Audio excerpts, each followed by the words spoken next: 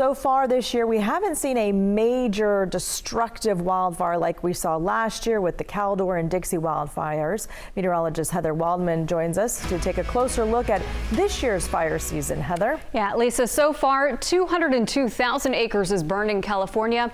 That's 16% of the 5-year average. As of Monday, 55,000 acres has burned during the month of August, and that's noteworthy because the late summer and fall months tend to be the most active for major fires.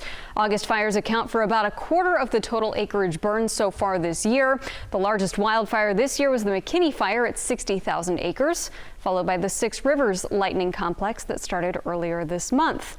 This year's total burned acreage is 2 million acres below what we experienced last year.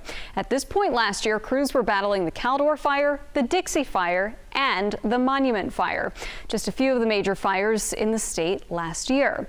So beyond those numbers, what's different about this year compared to last year? CAL FIRE Battalion Chief John Heggie joins me now.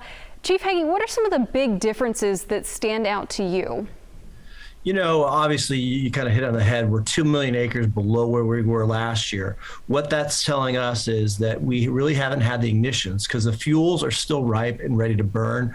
We've been very aggressive by capturing a lot of these fires when they're very small and preventing them from getting large. So it's a combination of things, aggressive firefighting, and the public's been doing a very good job of being mindful and not having those accidental starts. So there's a few things that are really playing into the factors of why we're below where we were a year ago.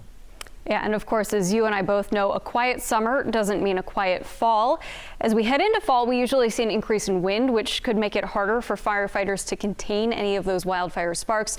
So what planning does the department take to prepare for this part of the fire year?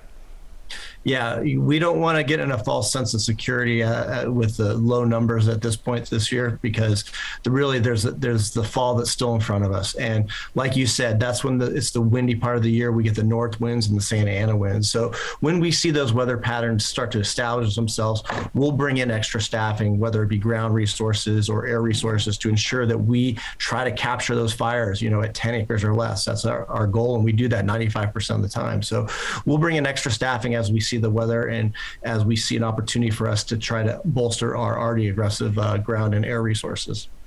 CAL FIRE Battalion Chief John Heggie, thank you so much for joining us this afternoon.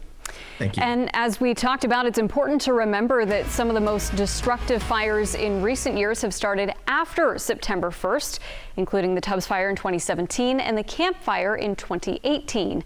We have a look back on some of California's major fall wildfires right now on the KCRA3 app. We also have an interactive wildfire map that shows the active and past fires this year. Grab your phone and scan the QR code on the screen right now. It will take you right to the KCRA3 app.